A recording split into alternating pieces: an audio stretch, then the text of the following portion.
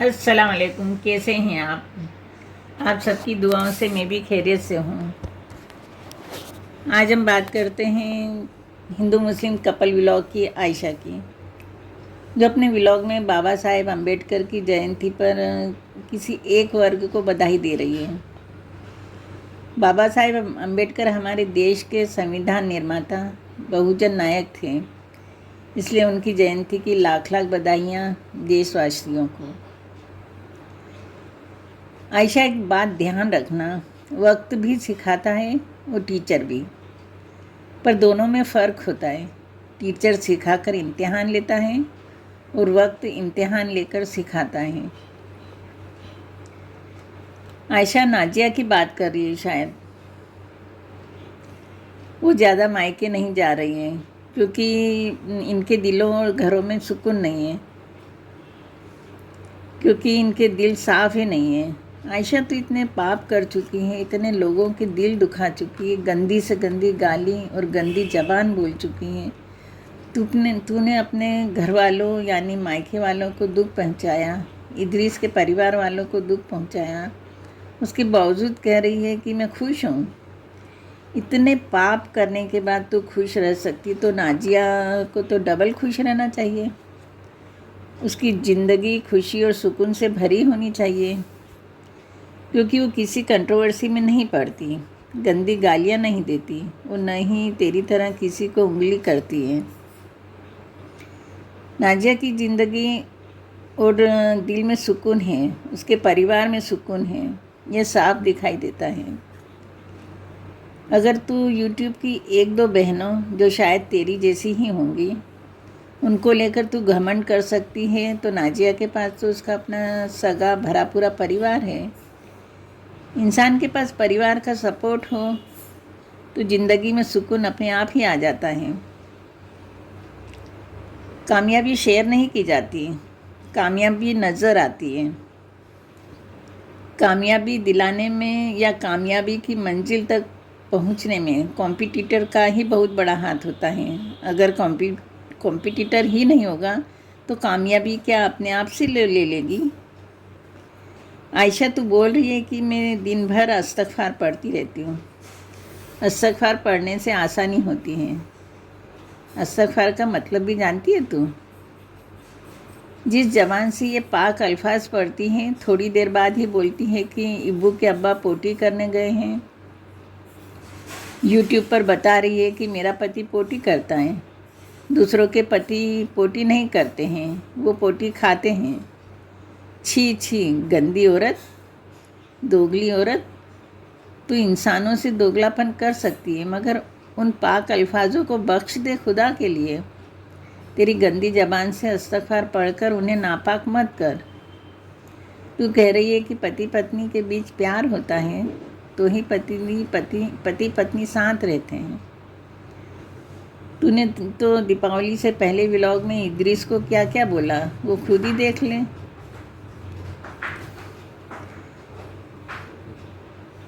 तूने तो इदरीस को डोरमेट बनाकर रख दिया। एलेक्सा तो इदरीस है। तू तेरे एक व्लॉग में उसे खींचकर कैमरे के सामने धकेल रही थी और उसे बालों के बारे में कमेंट्स करने के लिए मजबूर कर रही थी।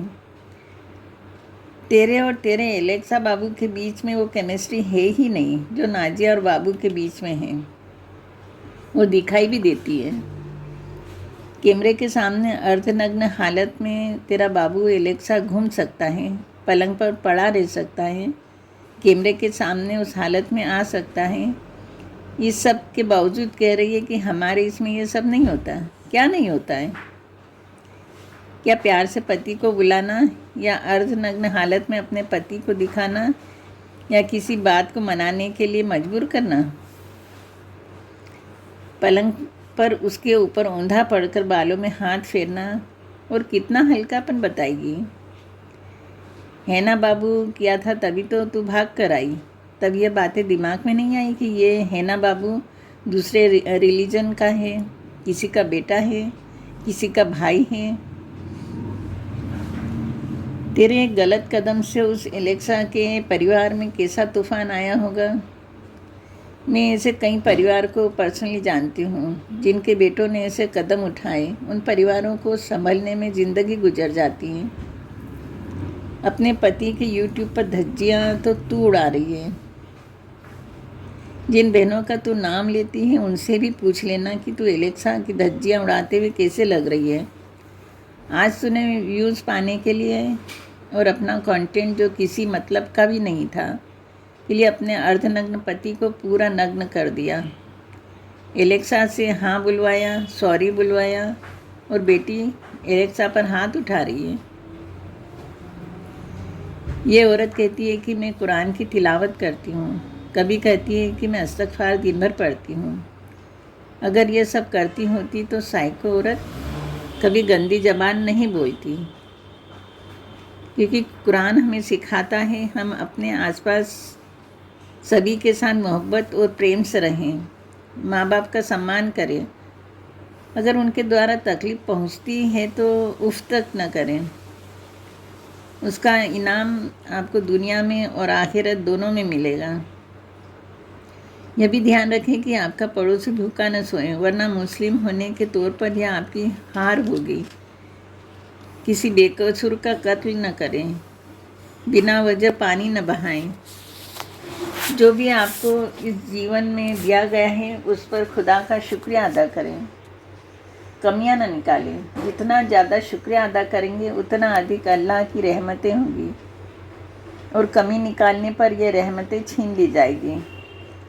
औरत और मर्द शालीनतापूर्वक ज़िंदगी गुजारें। माँ बाप को मोहब्बत की नज़र से देखना भी एक सवाब का काम है। हमारे कंधों पर फरिश्ते बैठे रहते हैं जो कि नेकी और गलतियों को लिखते हैं। साफ़ सफाई को इस्लाम धर्म में आधा ईमान कहा जाता है। अगर आपको कोई तंग करता है तो बदला लेने के लिए पर्याप्त सक्षम होने के बावजूद यदि आप सब्र करेंगे तो अल्लाह बेहतर फैसला देगा। कुदरत का एक अनोखा उसूल है कि जब आप किसी की जड़ें काटते हैं तो आपके अपने पेड़ पर फल लगना बंद हो जाते हैं। स्वस्थ तन और शांत मन की कामना के साथ मैं इस व्लॉग का एंड करती हूँ। मिलते हैं अगले व्लॉग में एक नए टॉपिक के साथ। खुदा हाफिज़।